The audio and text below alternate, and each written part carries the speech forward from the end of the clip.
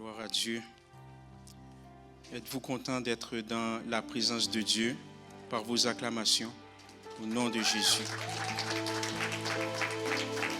Amen. Donc, encore une fois, c'est un privilège, je le dis sincèrement, c'est réellement un privilège d'être avec vous aujourd'hui pour vous partager vraiment la parole de Dieu. Êtes-vous prêts à manger la parole? Amen. Gloire à Dieu. Je vais commencer par une illustration qui est vraie, mais malheureusement, je n'ai pas les références. Donc, veuillez m'en excuser, je n'ai pas les références, mais c'est une histoire vraie. Et cette histoire se passe principalement en Asie.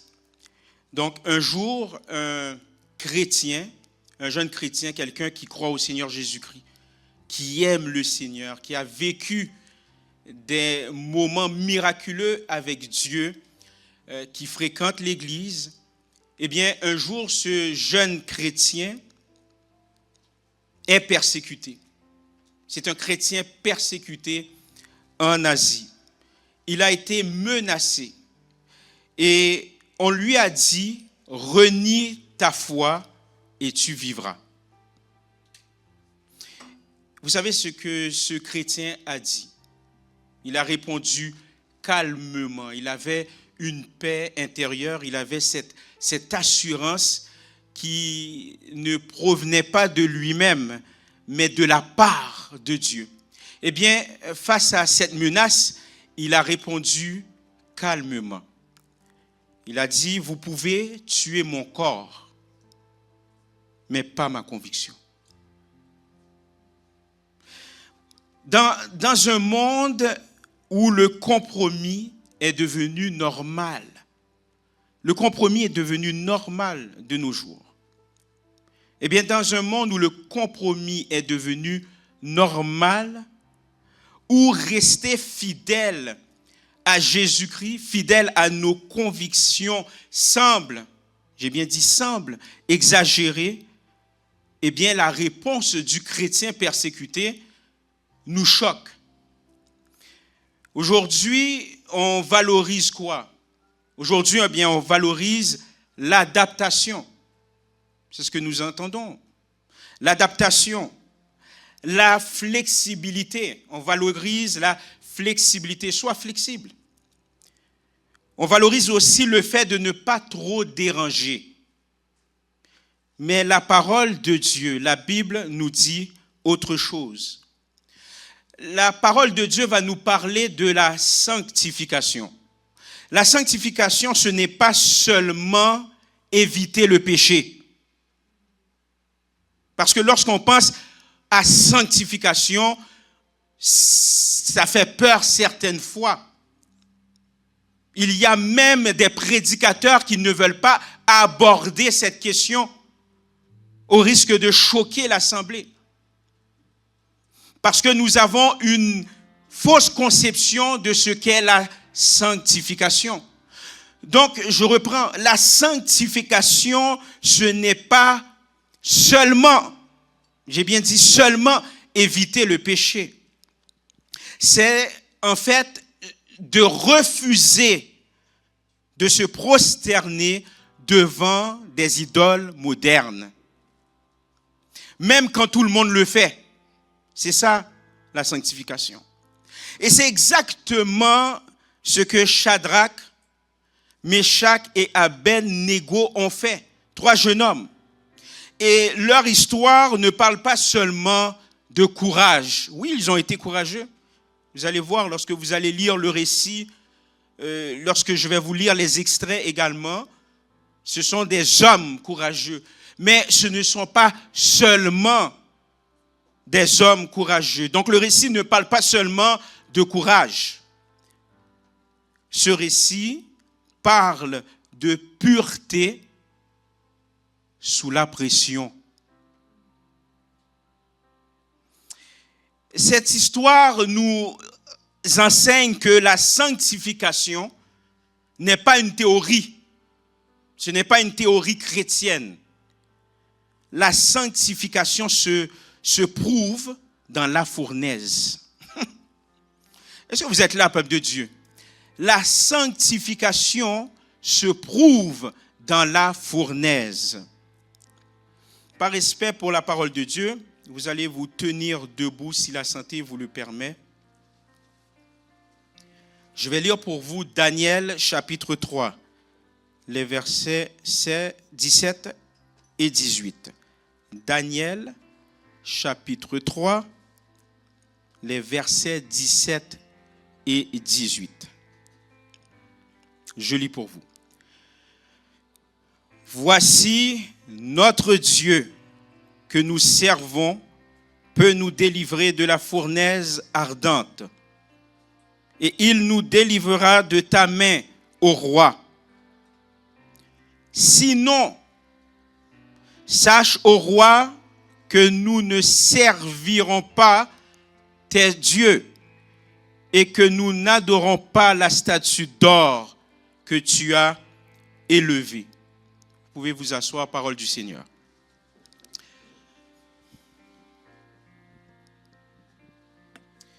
Le sujet de ma prédication aujourd'hui est la sanctification éprouvée par le feu. Vous savez, j'aime expliquer le contexte historique afin qu'on puisse bien comprendre les révélations qui vont émaner de ce récit. C'est important. Et aussi pour les appliquer dans notre vie. Ce n'est pas simplement écouter une histoire ancienne dont les principes sont encore actuels, mais il s'agit aussi de les vivre aussi pour aujourd'hui. Nous sommes ici à Babylone, au 6e siècle avant Jésus-Christ. Le roi Nebuchadnezzar, si vous lisez le récit, fait ériger une immense statue d'or de 30 mètres de haut. Une immense statue d'or de 30 mètres de haut. Mais lorsque vous constatez la statue d'or, les gens qui regardaient, les gens qui ont été témoins de cette statue d'or-là, immense, grotesque, costaude, eh bien, en regardant cette statue, il y a une représentation. Derrière cette statue, il y a une représentation. Cette statue, en fait, représente le pouvoir. Non seulement le pouvoir, mais aussi l'orgueil humain. Mais ça ne représente pas uniquement le pouvoir, l'orgueil. Parce que vous savez, cette statue est en train de parler aussi. Eh bien, ça représente aussi la religion de l'État. Est-ce que vous êtes là? La religion de l'État. Puisque c'est un homme d'État, le roi, qui ordonne la population d'adorer cette statue. Donc, c'est une religion. Donc, c'est la religion de l'État. Maintenant, tout le monde, il n'y a pas d'exception. Tout le monde doit se prosterner. C'est obligatoire. C'est officiel, puisque c'est le roi qui l'a dit. Un roi récalcitrant de l'époque. Nebuchadnezzar, un roi puissant. Donc, c'est obligatoire ce qu'il dit. Il n'y a pas de consensus. Obligatoire. C'est officiel. C'est imposé. C'est imposé. Mais 3 jeunes hommes juifs exilés refusent. À la lumière de ce récit, maintenant, on se pose une question. Pourquoi ils refusent? Pourquoi? Parce qu'ils connaissent le Dieu d'Israël. Ils refusent parce qu'ils connaissent le Dieu d'Israël, qui est leur Dieu. Ils ont une relation étroite avec leur Dieu. Ils connaissent leur Dieu. Et ils se rappelèrent que leur Dieu disait autrefois, et c'est encore d'ordre d'actualité à leur époque et aujourd'hui, tu n'auras pas d'autre Dieu devant ma face. Veuillez noter que leur refus, ce n'est pas l'arrogance. Parce que lorsqu'on lit le récit, on dirait 3 jeunes hommes qui sont arrogants. Non, ça ne me tente pas. C'est pas ça. Ce n'est pas l'arrogance. C'est la sainteté en action. C'est facile de dire je suis saint, je crois au Seigneur Jésus-Christ. Mais ici, c'est la sainteté en action. Donc, ils vivent, ces jeunes hommes, ils vivent dans un drôle de monde qui ressemble un peu à aujourd'hui. C'est pour ça que j'aime lire la parole de Dieu, c'est toujours actuel. C'est actuel. Donc, ils vivent dans un monde très, très, très moderne à leur époque. Très moderne. Ils vivent dans ce monde. Mais ils ne se laissent pas façonner par ce monde. Je répète, ils vivent dans ce monde, mais ils ne se laissent pas façonner par ce monde. Écoutez ça très bien, mes chers amis. Ce passage va nous montrer quelque chose. Ce passage nous parle encore aujourd'hui. Ce passage parle à toutes les églises, tous les chrétiens. Ce passage nous montre que la sanctification, c'est être mis à part pour Dieu. C'est ce que ça veut dire, sanctification. C'est d'être mis à part pour Dieu, même quand le monde exige que tu te conformes. C'est ça la sanctification. Donc, en réalité, il y a une tension permanente dans la vie des chrétiens. Il y a une tension permanente lorsqu'on croit au Seigneur Jésus-Christ, lorsqu'on veut vivre la sanctification. Et cette tension permanente, eh bien, se résume à ça. Plaire à Dieu ou bien plaire au système. Donc, vous voyez, il y a une tension. Plaire à Dieu ou bien plaire au système. À la lumière de ce récit aussi, nous notons également que ces 3 jeunes hommes annoncent le Christ. Ils annoncent Jésus-Christ. Parce que Jésus-Christ, lui aussi, va refuser de se prosterner devant Satan pour obtenir les royaumes du monde. Donc la fournaise annonce la croix. C'est comme ça qu'il faut le voir. La fournaise que vous voyez dans ce récit annonce la croix. La délivrance annonce la résurrection. J'aimerais voir avec vous 3 vérités sur la sanctification éprouvée par le feu. La sanctification commence par une conviction inébranlable. C'est comme ça que ça commence. Lorsqu'on parle de conviction, la sanctification commence par une conviction. Dites conviction. Conviction inébranlable. Remarquez dans le texte, je paraphrase. Notre Dieu peut nous délivrer. Et ce n'est pas n'importe qui. Ce n'est pas un voisin qui les a menacés. C'est l'État. C'est le roi. Ce n'est pas n'importe qui. Et le roi de Nebuchadnezzar, c'était un roi qui vivait dans l'opulence, un roi riche, un roi qui était influent, un roi puissant. Mais ils avaient une conviction. Conviction. Notre Dieu peut nous délivrer. Pourquoi ils parlent comme ça? C'est parce qu'ils savent qui est leur Dieu. Voilà pourquoi tu as besoin de connaître qui est ton Dieu. Quand tu es dans la fournaise, tu as besoin de connaître qui est Jésus-Christ. Il ne s'agit pas simplement de le connaître sur le plan intellectuel, tu dois le connaître sur le plan personnel. Tu dois connaître ton Dieu. Tu dois connaître le Dieu d'Israël, le Dieu d'aujourd'hui, le Père de notre Seigneur Jésus-Christ. Tu dois connaître le Saint-Esprit. Ils connaissent leur Dieu. En croyant à leur Dieu, ils croient que Dieu est souverain, même dans l'épreuve. La sanctification ne commence pas dans le comportement. On va toujours entendre comportement. La sanctification ne commence pas. Moi, vous savez, pour ceux qui sont habitués avec moi, je suis dans la déconstruction. OK? On déconstruit des mythes qu'on a déjà entendus, des mythes religieux, tout ça. La sanctification commence par le comportement. Ce n'est pas vrai, ok? Ce n'est pas vrai. La sanctification ne commence pas dans le comportement. Oui, il faut le voir dans le comportement, mais ça ne commence pas dans le comportement. Elle commence dans le cœur. C'est les motivations du cœur.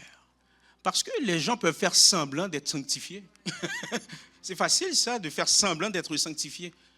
Mais qu'est-ce qui se passe dans le cœur? Ça commence dans le cœur. Lorsque ces jeunes hommes ont dit, nous refusons d'adorer ta statue, ça commence dans le cœur. C'est le cœur. Si ça commence dans le cœur, c'est-à-dire la sanctification commence par une conviction. C'est une conviction inébranlable. Et cette conviction veut dire littéralement, peuple de Dieu, Dieu mérite mon obéissance, quoi qu'il en coûte. Ça commence par une conviction. J'ai une conviction inébranlable que Dieu mérite mon obéissance, quoi qu'il en coûte.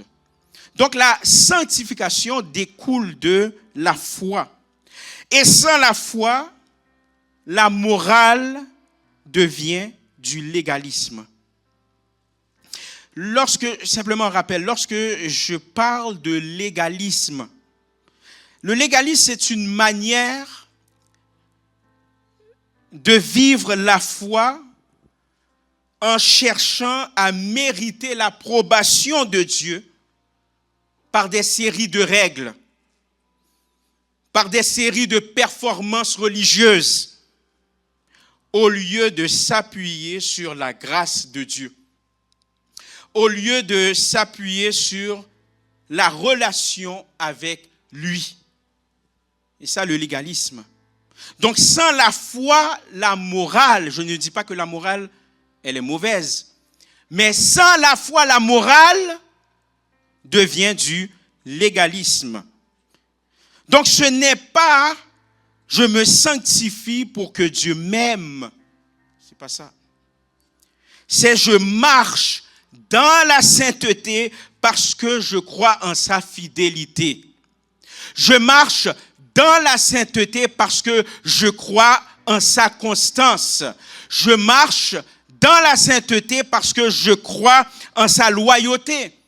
Je marche dans la sainteté parce que je crois en son intégrité. Je crois que Dieu est intègre dans ma vie. Donc aujourd'hui, la pression culturelle nous pousse, nous tous, sans exception, à nous prosterner devant leur statut. Il y a une pression culturelle de nos jours, au même titre qu'à l'époque.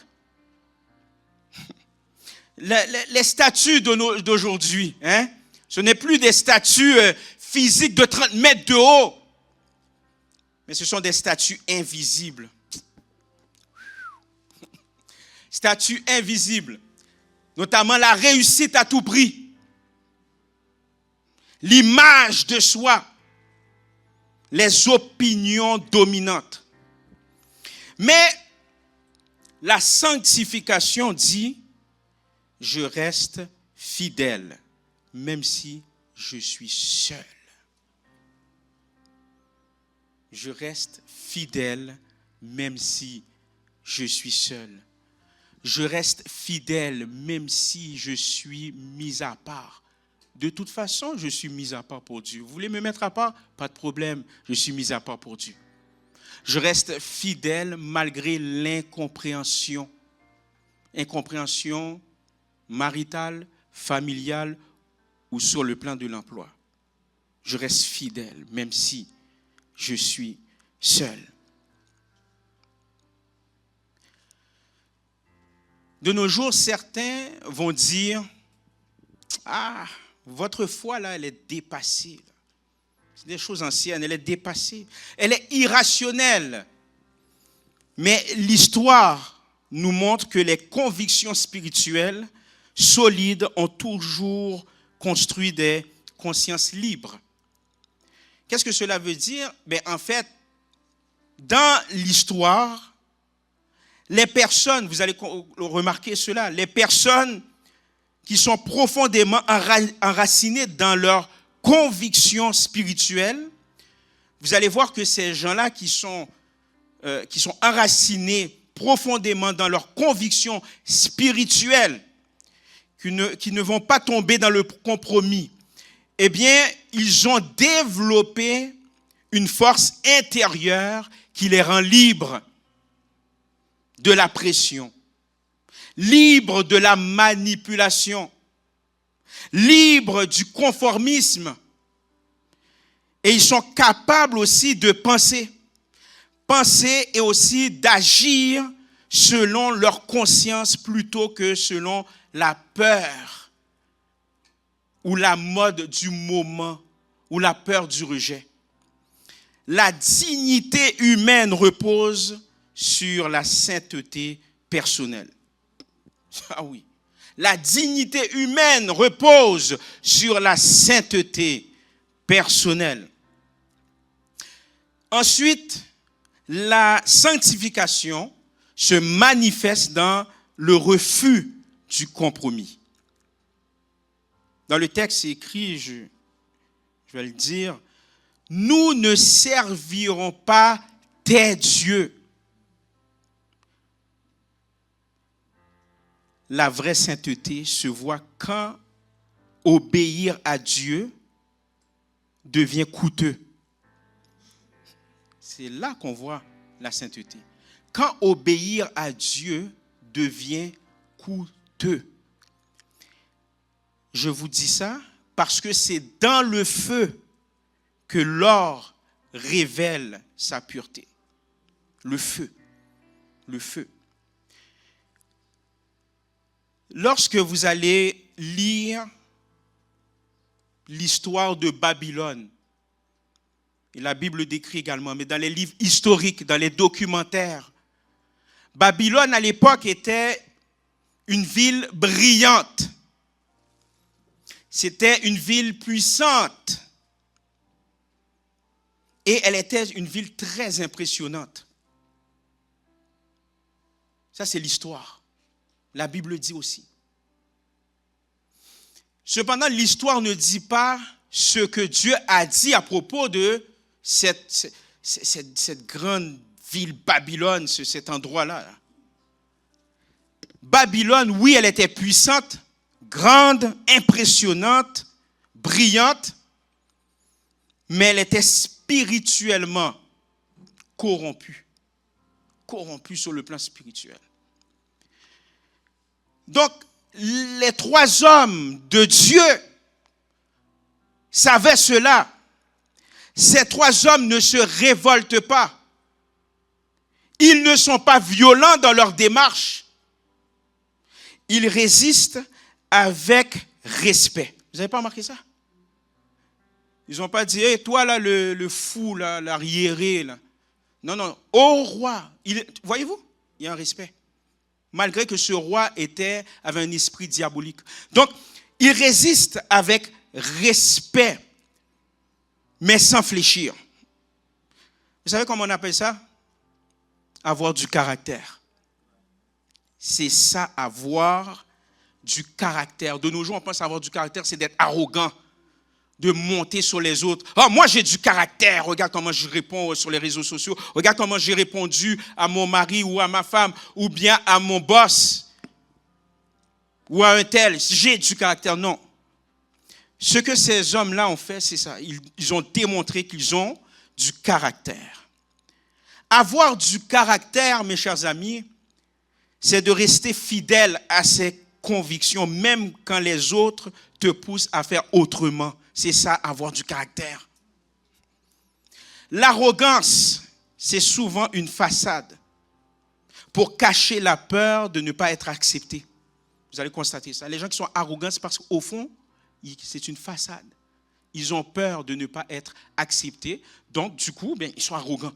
Il faut qu'ils montrent qu'ils sont forts. Il faut qu'ils montrent qu'ils sont au-dessus de tout le monde. Mais au fond, qu'est-ce qui cache derrière ça? C'est quoi les racines? La peur de ne pas se faire accepter.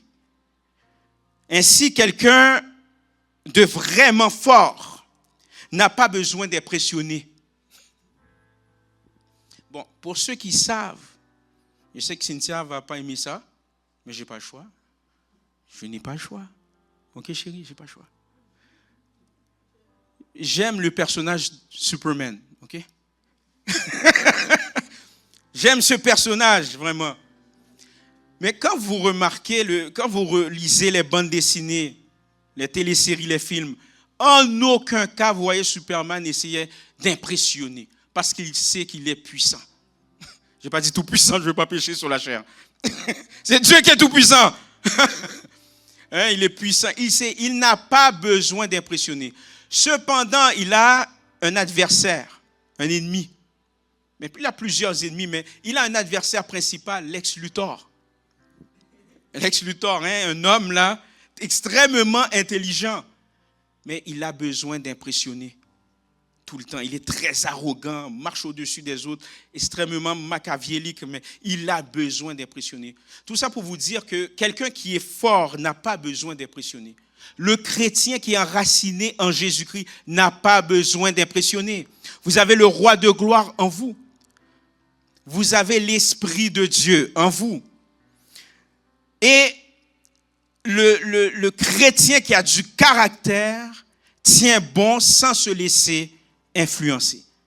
Il tient bon sans se laisser influencer. Les 3 jeunes hommes en question ne se sont pas laissés influencer par la masse. La masse, ils ont adoré. La masse était à genoux. Ils ne se sont pas laissés impressionner par la masse, par le roi qui était puissant à l'époque. Parce qu'ils sont forts de caractère. Et cette force de caractère, c'est Dieu qui, n'est-ce pas, qui la donne. Donc la sanctification, c'est une consécration concrète. C'est refuser les valeurs qui contredisent la parole, même quand elles semblent raisonnables. Même quand elles semblent raisonnables. Que ce soit dans nos choix professionnels, que ce soit dans nos relations, dans nos divertissements. Dieu cherche, il a toujours cherché des hommes et des femmes qui ne se prosternent pas. Et on entend souvent, l'important c'est d'aimer. Pourquoi être si strict? Mais aimer sans vérité devient vide. La sainteté protège l'amour. La sainteté protège tes pensées. Parce que certaines fois, il y a des mensonges dans nos pensées.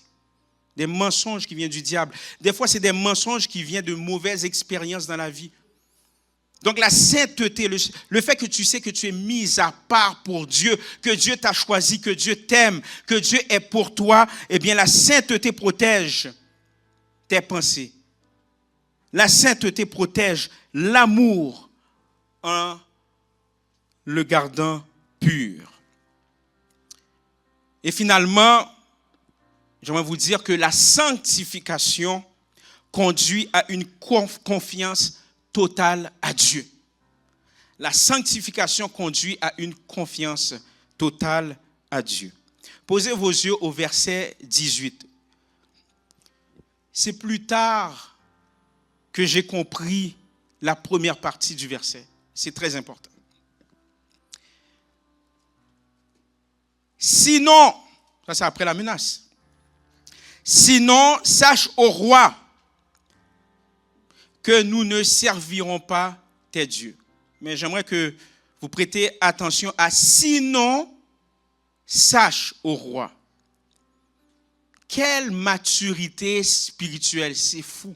Quelle maturité spirituelle. On voit ici des hommes de conviction. Quelle maturité spirituelle. C'est incroyable. Ce texte m'encourage énormément et j'espère que ça vous encourage aussi. Ici, là, dans le sinon, sache au roi.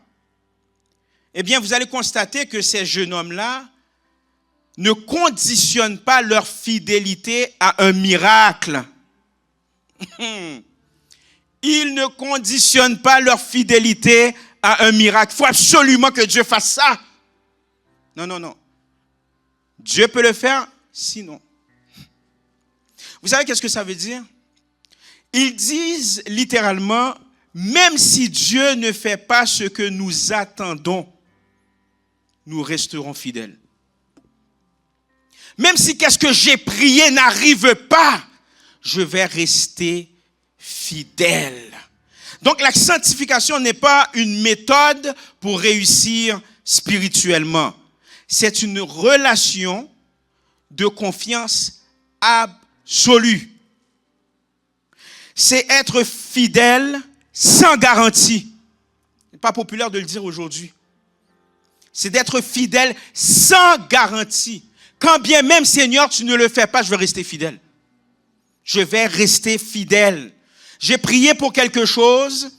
Si tu ne le fais pas tout de suite, ce n'est pas grave, je crois en toi, je vais rester fidèle. Parce que tu as été fidèle jusqu'au bout, jusqu'à la croix, tu es mort et tu es revenu à la vie. Donc, dans l'épreuve, la sanctification nous apprend à aimer Dieu pour ce qu'il est, pas seulement pour ce qu'il nous donne. Être saint, c'est obéir même quand Dieu se tait. Je termine avec le verset, ou plutôt les versets 21 à 26. Je lis pour vous. Ces hommes furent liés, incroyable, avec leurs caleçons, leurs tuniques, leurs manteaux et leurs autres vêtements, et jetés, voyez-vous, comme des chiens là, jetés au milieu de la fournaise ardente. Comme l'ordre du roi était sévère et que la fournaise était extraordinairement chauffée, la flamme tua les hommes qui y avaient jeté Shadrach, Meshach et Abednego. Un jour, je ferai une prédication juste sur cette partie-là. Les gens qui te persécutent, là, attention. Ça va venir un jour, ça va venir. Des fois, là, ils vous mettent dans le feu, mais c'est le feu qui va les brûler. Bref, je ferme la parenthèse, verset 23. Et ces trois hommes, c'est pas écrit trois petits gars. Être un vrai homme, c'est quelqu'un c'est un homme de conviction qui croit au Seigneur Jésus-Christ. Ces trois hommes, Shadrach, Meshach et Abednego, tombèrent liés au milieu de la fournaise ardente. Alors le roi Nebuchadnezzar fut effrayé et se leva précipitamment. Il prit la parole et dit à ses conseillers, « N'avons-nous pas jeté au milieu du feu trois hommes liés ?» Ils répondirent au roi, « Certainement, au roi. » Il reprit et dit, « Eh bien, je vois 4 hommes sans lien qui marchent au milieu du feu et qui n'ont point de mal.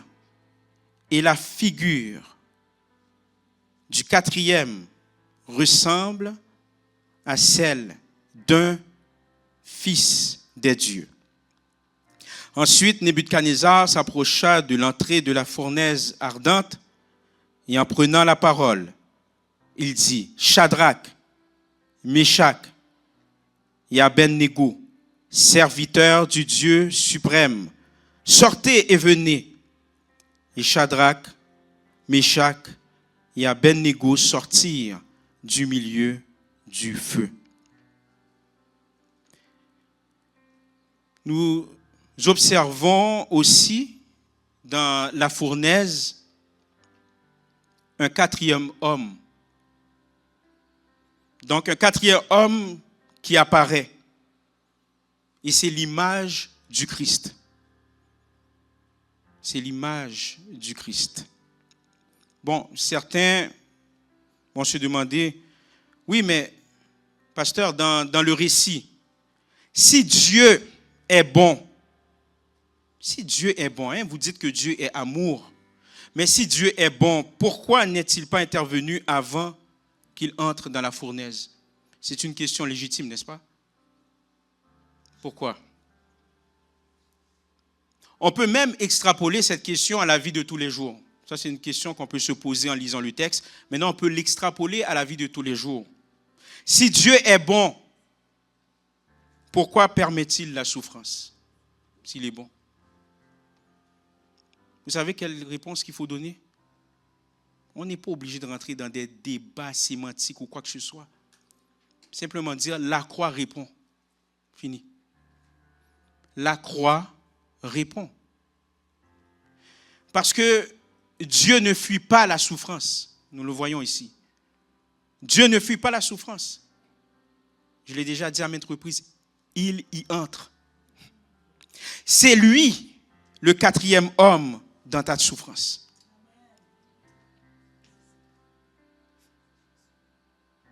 J'ai entendu un merci Jésus. C'est lui le quatrième homme dans ta souffrance. Voici la révélation.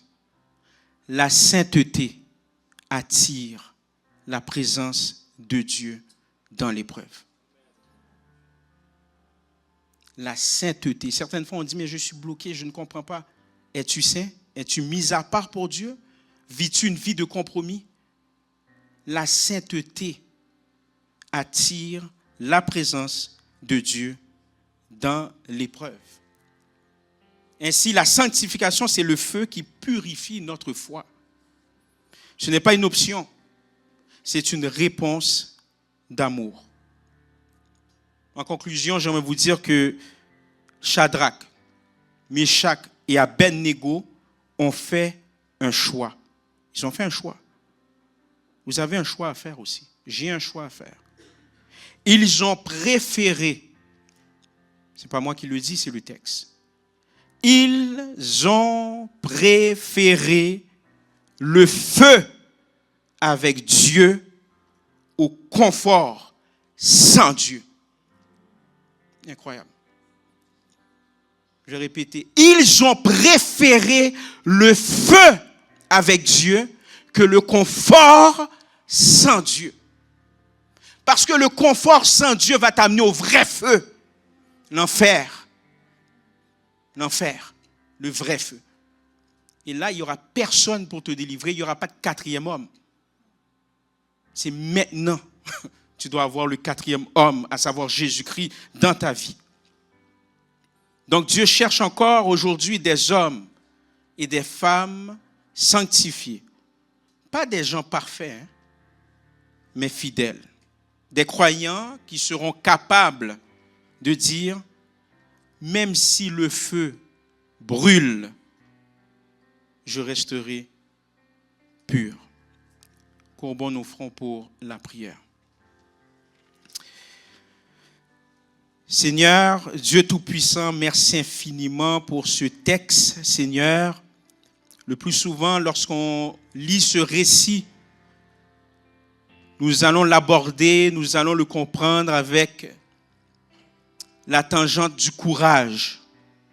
Et effectivement, tu parles du courage à travers ce texte. On n'en dit ce qu'on ne vient pas, Seigneur. Mais Seigneur Dieu, tu parles de sanctification, tu parles de mise à part, tu nous parles de ne pas vivre dans le compromis, dans le péché, Seigneur Dieu Tout-Puissant. Sanctifie-nous par ta vérité. Donne-nous le courage de refuser le compromis. Que notre fidélité fasse briller ta gloire dans la fournaise du monde. Au nom de Jésus. Amen. Soyez encouragés, soyez bénis.